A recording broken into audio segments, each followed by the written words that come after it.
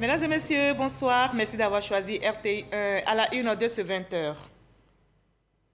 La première dame Dominique Ouattara inaugure le centre de santé urbain de Fekese-Dougou, une inauguration après le centre d'accueil pour enfants en difficulté. La fondatrice de Children of Africa fait des dons, entre autres ambulances et matériel médical à ce centre de santé qui porte son nom. Dans 6 mois, 40 pompes à motricité humaine seront disponibles dans le département de Ouangolo-Dougou. Le ministre de l'Hydraulique, Laurent Tchagba, a lancé les travaux. Ceux-ci coûteront plus de 300 millions de francs CFA. Le programme Eau potable pour tous, initié par le gouvernement dans les régions, est donc en marche. Le dossier VDC de ce 20h nous plonge dans l'univers du Zaouli. Cette danse a conquis les cœurs et a même séduit l'UNESCO qui l'a inscrite sur la liste du patrimoine culturel immatériel en 2017. Mais quelles sont les retombées, notamment pour les danseurs, percussionnistes et leurs groupes? Élément de réponse tout à l'heure. Le président de la commission de la CEDEAO, Jean-Claude Kouassi-Brou, est arrivé en Guinée aujourd'hui. C'est la 3e mission de l'organisation depuis le putsch du 5 septembre dernier qui a renversé Alpha Condé. Il va échanger avec les nouvelles autorités sur le respect des délais de la transition. Soyez bienvenus sur RTI1. Après le centre d'accueil pour enfants en difficulté de Fekese-Dougou, la première dame Dominique Ouattara inaugure et équipe le centre de santé urbain de la même ville.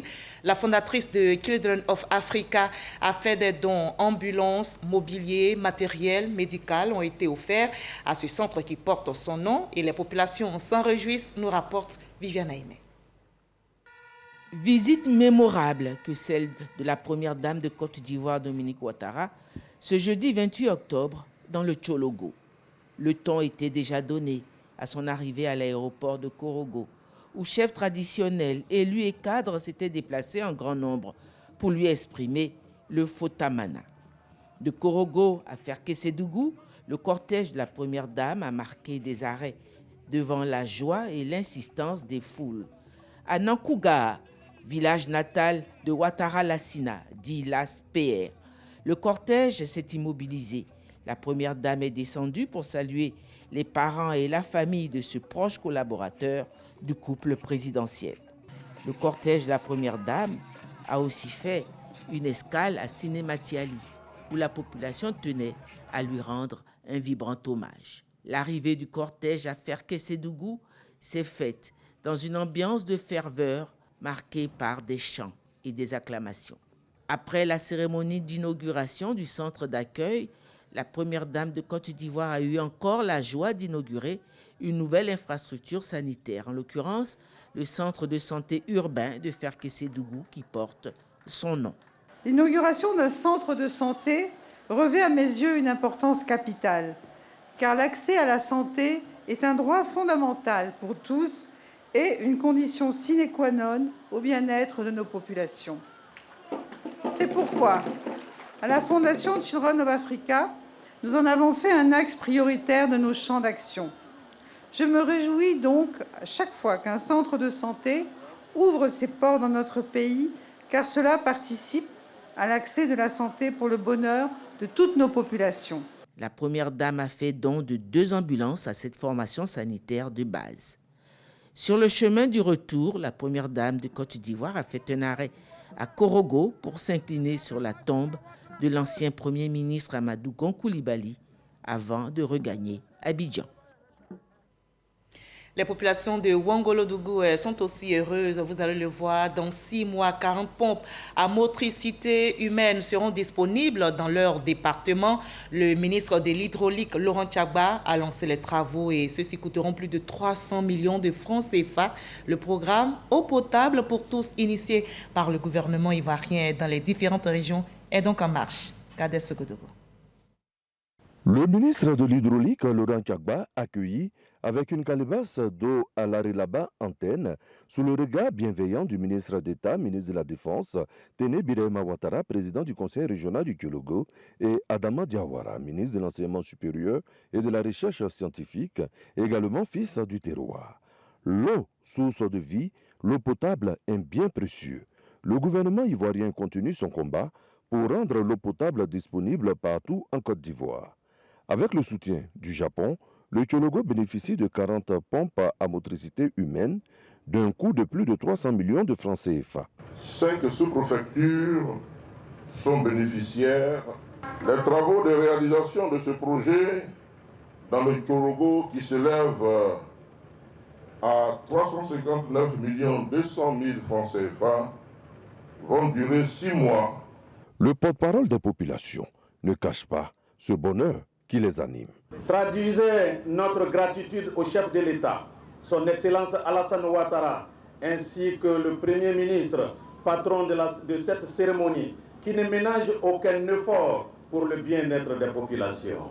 Téné Birahima Ouattara, président du conseil régional du Tchologo, tout en partageant la joie des populations, n'hésite pas, en sa qualité de ministre d'État, ministre de la Défense, à encourager les populations de cette localité frontalière au Burkina Faso à s'inscrire résolument dans la lutte contre le terrorisme. On peut donc se féliciter de ce don japonais qui va venir en quelque sorte amoindrir les souffrances des populations quant à l'offre de l'eau potable. Nul n'ignore l'actualité en matière de défense et de sécurité de notre territoire. On a beau être les mieux armés du monde, mais tant que l'information n'est pas portée à la connaissance des forces de défense et de sécurité et même des autorités préfectorales, rien ne peut se faire qui puisse en quelque sorte éliminer ce fléau. Alors je voudrais, chers parents, vous dire qu'il est de votre devoir, de votre responsabilité de communiquer. Les travaux démarrent avec le lancement effectué par les émissaires du gouvernement. Rendez-vous dans 6 mois, à la fin des travaux. Il aura de l'eau potable à volonté.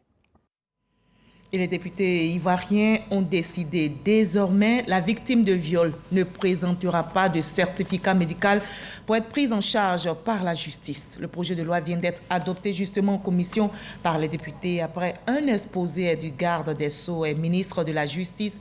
Samson Kambile était face à la commission des affaires générales et institutionnelles pour présenter 2 projets de loi. Konaté Moussa. Plus de certificat médical dans la prise en charge judiciaire d'une victime de viol. Le projet de loi est adopté par les députés membres de la Commission des affaires générales et institutionnelles.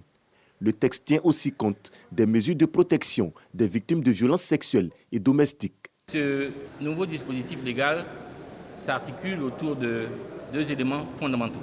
Le premier, c'est la possibilité qui est offerte au président du tribunal de délivrer en urgence à la victime de violences domestiques une ordonnance de protection.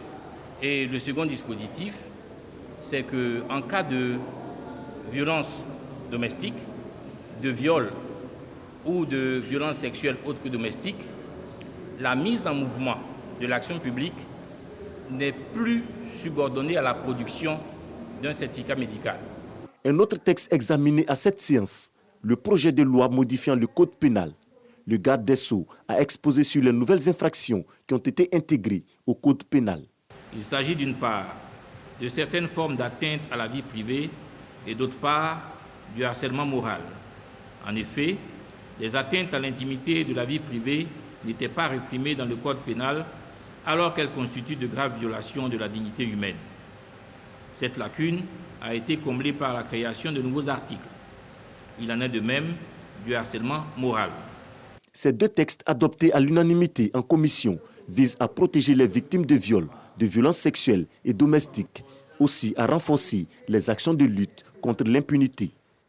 Et notez dans l'actualité que c'est la Grèce qui assure le secrétariat général de l'Association internationale des conseils économiques et sociaux et institutions similaires. L'élection a eu lieu cette semaine même ici à Abidjan et c'était lors d'une assemblée générale.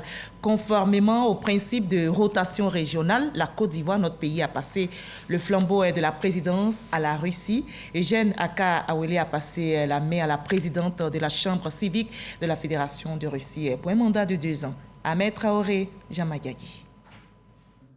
Élection du nouveau secrétaire général. Présentation du rapport d'activité 2019-2021.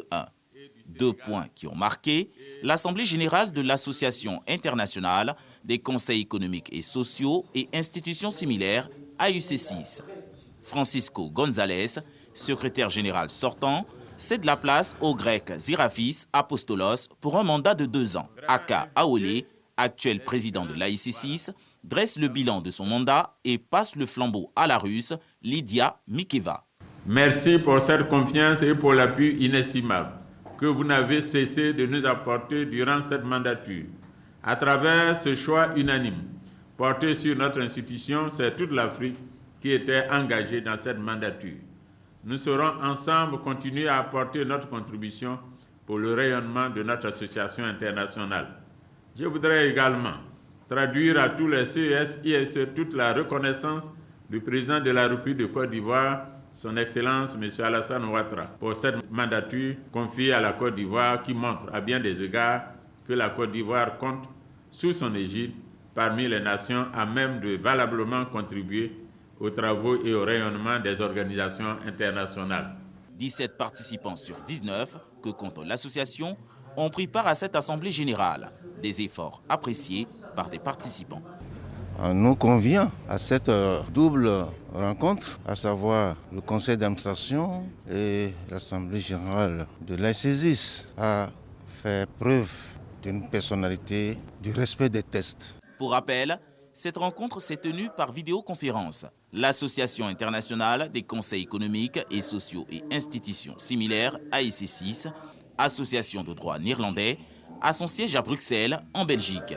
Elle a été fondée le 1er juillet 1999 à Port-Louis, en Île-Maurice. La Côte d'Ivoire est au travail. Abobo vient de dévoiler ses ambitions pour le bien-être des populations. Des projets de la municipalité ont été révélés. Il s'agit entre autres de la construction d'un micro-tunnelier pour mettre fin aux inondations, l'amélioration des recettes propres de la commune, la formation et l'insertion des jeunes, autant d'activités donc qui seront menées dans un délai très proche. Nous témoignent Serge Pakom Didi et Issa Chonayo. Abobo sera zo. Abobo sera zo, pour dire que la commune d'Abobo sera très belle dans les semaines et mois à venir. Inscrit Abobo au rang des plus belles communes du district d'Abidjan, un vœu cher à Kandia Kamara, maire de la commune, qui mobilise l'expertise de grandes structures performantes dans le domaine de la technologie. Une signature de partenariat entre la mairie et une structure privée spécialisée dans le domaine technologique des collectes des taxes et des dépenses municipales a lieu. Ceci pour améliorer et booster les recettes propres de la commune. Dans le cadre de l'aménagement du rond-point de la commune, en particulier, un micro-tunnelier est en construction pour creuser des canalisations souterraines pour le drainage des eaux de pluie et ainsi mettre fin aux inondations. Je suis en joie pour nos quartiers d'Abobo. Vraiment parce que la Dieu va arranger là. Que Dieu lui donne la force. La formation, l'insertion des jeunes de la commune sont également inscrites au centre des priorités de la municipalité d'Abobo. Plusieurs chefs d'entreprise réunis au sein du club Abidjan Ville Durable apportent leurs expertises dans le domaine en termes de changement et d'innovation. Abobo est une zone de grande pluviométrie avec des inondations fréquentes.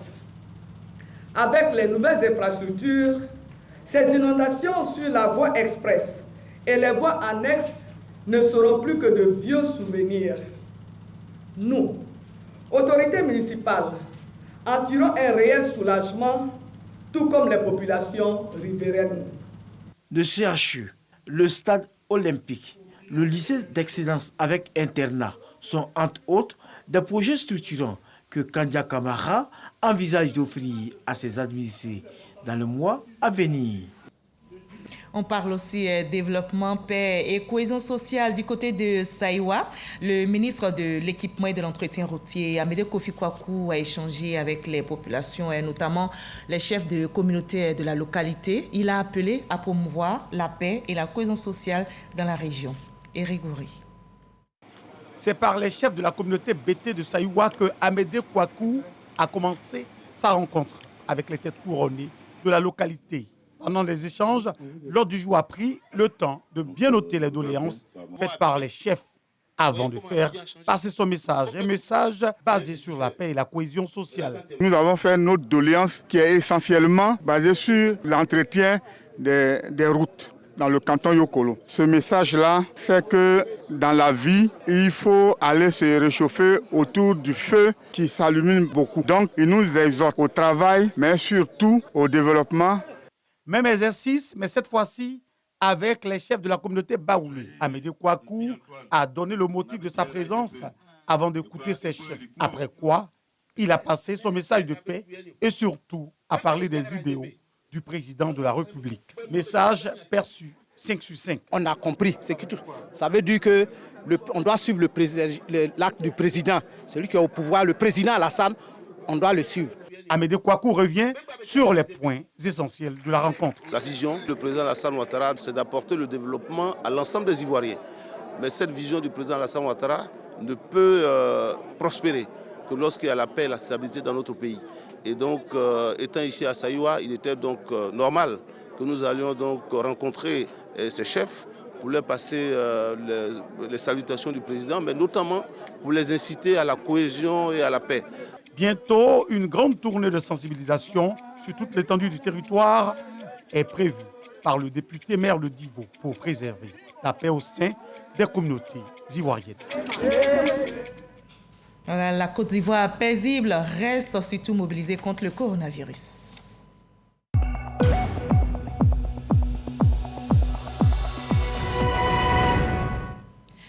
Attention, le coronavirus continue de circuler. Ce vendredi 29 octobre, on dénombre en Côte d'Ivoire 4 nouveaux cas, 39 nouvelles guérisons et un décès enregistré malheureusement ce jour. On dénombre au total 61 271 cas confirmés, 59 954 guérisons et 692 décès au total enregistrés dans notre pays.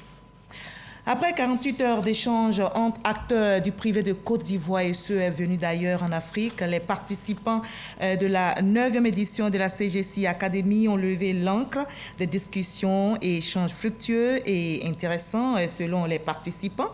Il est ressorti une volonté pour les chefs d'entreprise à plus d'engagement pour faire des entreprises africaines des modèles de résilience et d'efficience. Le reportage de Noël Nyagno dans nos prochains journaux.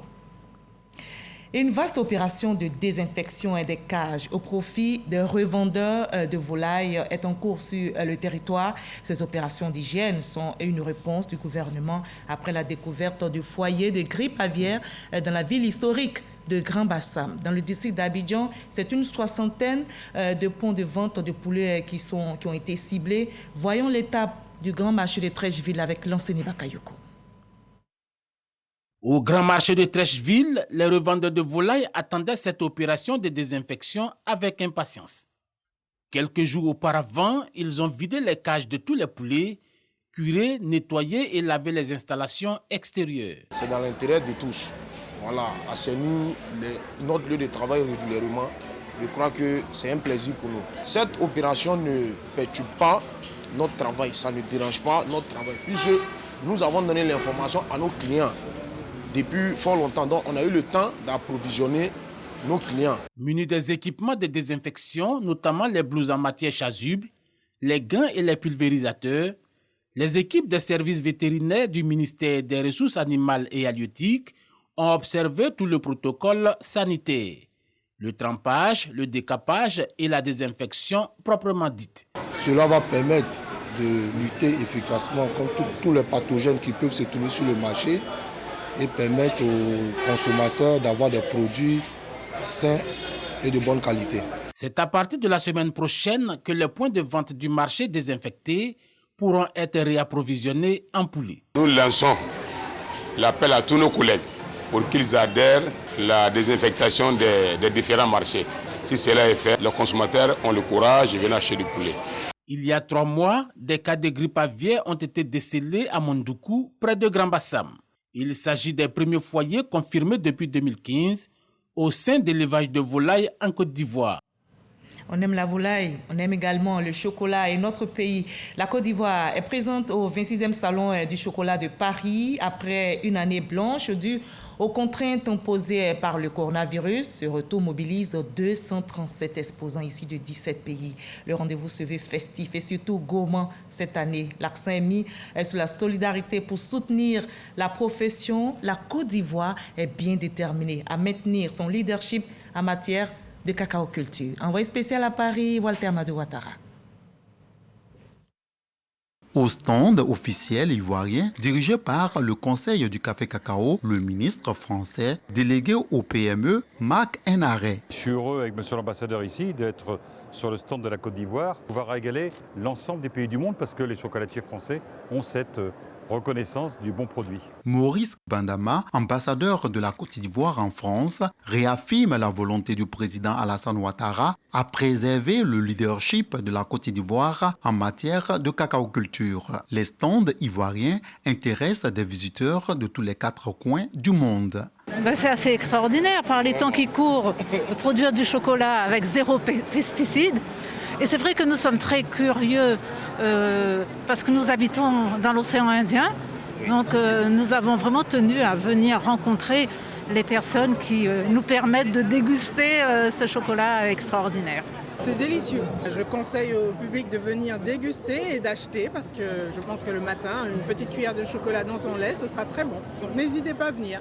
En tant qu'Ivoirien, quand on sait que ton pays est le leader mondial du cacao au monde, tu ne peux pas rester chez toi lorsque tu sais qu'il y a un salon qui expose les produits de cette agriculture-là. Grande satisfaction pour les producteurs ivoiriens de cacao qui luttent pour sauvegarder la forêt ou aider les femmes vulnérables à travers des stratégies d'exploitation et de transformation. On a plusieurs saveurs, du gingembre, du lait, du riz soufflé et tout. Donc du coup, quand une personne achète notre tablette, une partie des bénéfices est reversée à ces dames, dans l'objectif qu'on puisse créer une activité génératrice de revenus et les rendre aussi autonomes. Le Conseil du café cacao, à sa tête, Yves Brahma-Koné, assure la régulation, la stabilisation et le développement de la filière café cacao en Côte d'Ivoire. Cette structure propose un programme alléchant, dont un masterclass sur la production du chocolat. Au cours de ce salon de Paris, Ali Touré, représentant permanent de la Côte d'Ivoire auprès des organisations internationales des produits de base et président du conseil de l'ICCO Cacao, donnera une conférence débutée hier. Le 26e Salon international du chocolat de Paris prendra fin le 1er novembre prochain. Plus de 10 millions de visiteurs sont attendus. Voilà, le chocolat made in Côte d'Ivoire, on le consomme avec plaisir. On en arrive à notre dossier Vie d'ici. Ce soir, je vous invite à faire une immersion dans l'univers du Zaouli. Cette danse au rythme traditionnel des communautés gouro a conquis les cœurs et a même séduit l'UNESCO qui l'a inscrite sur sa prestigieuse liste du patrimoine culturel immatériel en 2017. Bonne nouvelle pour la Côte d'Ivoire, mais quelles sont les retombées pour les acteurs? Dans la région de la Maraoué, temple de cette danse devenue typique, danseurs, percussionnistes et leur groupe tentent tant bien que mal de s'imposer au rythme du Zaouli. Et la concurrence est rude dans les villages. Le dossier d'ici est signé Didier Nguissa.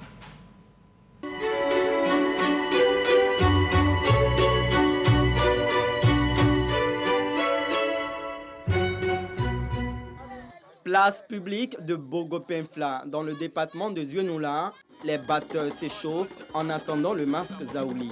À l'autre bout du village, dans cette case, Delpech, le danseur principal, se prépare.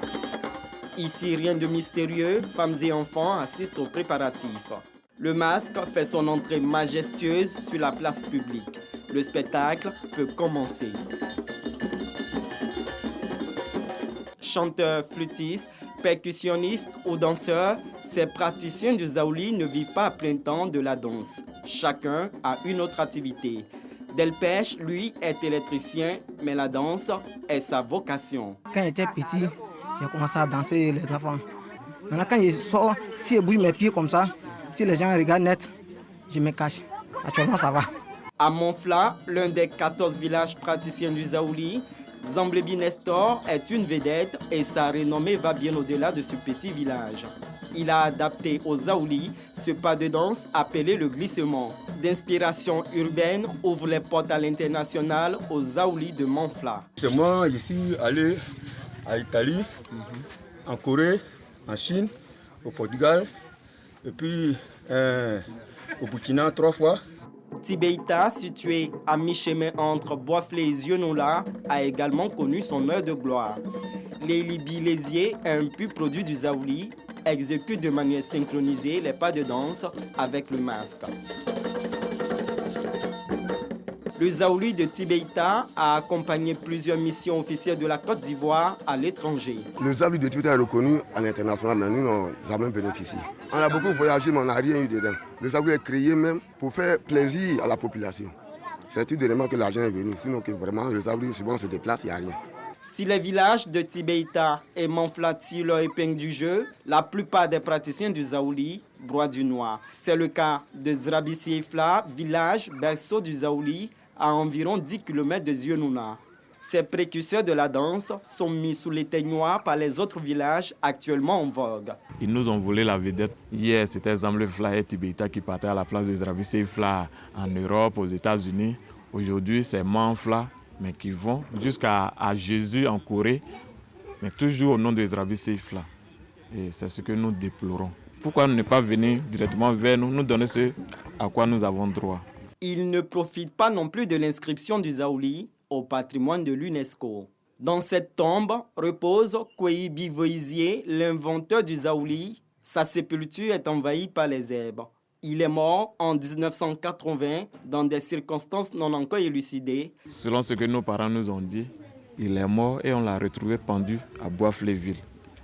Voilà pourquoi nous avons parlé des circonstances de sa mort qui nous a beaucoup peiné. Dans cette rivalité, certains villages tentent de travestir l'histoire du Zaouli. Face à cette tentative, le ministère de la Culture tranche, reconnaît à Zrabissi-Ifla la paternité du Zaouli. Selon les études, les missions, nous savons d'où est venu le Zaouli. Le Zaouli vient de Zrabissi-Ifla, d'où le premier danseur, Voisé, voilà. Au-delà de cette émulation entre les villages, les 265 praticiens du Zaouli recensés par leur association vivent dans la précarité. Puisqu'ils n'ont pas de rémunération en tant que tel, c'était bon, soit ils font des plantations, il faut qu'ils mangent, ils ont des familles. Donc c'est dans ce sens que j'ai souhaité l'appui du ministère de la Culture et de l'État de Côte d'Ivoire pour qu'ils soient soutenus. Anciennement, il y a le Zaouli de Dianfla qui, après un voyage en France, les danseurs ont pu se construire chacun une villa. Aujourd'hui, c'est pour l'enthousiasme, la joie de danser qu'il y a le Zaouli. Mais le Zaouli, pour faire fortune, c'est devenu un peu difficile. Mais il y a un groupe qui se dégage un peu, c'est le groupe de Manfla. Il n'y a pas de programme clair de valorisation du Zaouli. Donc du coup, celui qui valorise le Zaouli se trouve celui qui est le bénéficiaire du Zaouli. Et donc il n'a pas intérêt, mais il n'y a pas de cadre pour expliquer qu'il y a l'origine et qu'il faut faire valoriser l'origine. Le Zaouli est plus une source de développement pour eux que l'anacad qu'ils le font dans leur village. Donc ils ne sont pas oubliés. On doit travailler dans un programme cohérent pour expliquer toute l'origine et voir comment est-ce qu'on va faire évoluer. Le Zaouli, patrimoine mondial de l'UNESCO depuis 2017, suscite de plus en plus de festivals, dont 2 identifiés dans la Maraoué. Il contribue à garantir la durabilité de cette inscription sur la liste de l'UNESCO qui n'est pas définitive. La fin des querelles de leadership entre les praticiens et leur professionnalisation pourrait constituer un atout pour le Zaouli et pourquoi pas faire vivre ses praticiens. Voilà, le Zaouli, fierté du peuple gouro de la culture africaine et mondiale. C'était un dossier réalisé pour vous par Didier Nguissan. Votre Radio Côte d'Ivoire célèbre ses 60 ans d'existence et la fête continue. Des journées portes ouvertes sont organisées dans les locaux de Radio Côte d'Ivoire afin d'informer le grand public sur l'histoire de cette radio et vous y êtes conviés. Jamagagé nous donne quelques détails. C'est un passionné de Radio Côte d'Ivoire. Une radio qui a bercé son enfance et sa jeunesse. Mais pas seulement une radio qui aujourd'hui le pousse à effectuer le déplacement de Divo à Abidjan. Taïro Nicolas est heureux d'être dans les murs de la mer des radios pour souffler sa 60e bougie. C'est mon cœur, tout le monde me connaît à travers mes interventions à la radio. Voici ce qui m'a aujourd'hui vraiment plu de venir physiquement à la radio pour faire la connaissance du personnel. J'ai été vraiment épaté de faire la connaissance de la directrice de la radio. Comme Nicolas, Kwame Eugène a voulu lui aussi revivre des moments de souvenirs.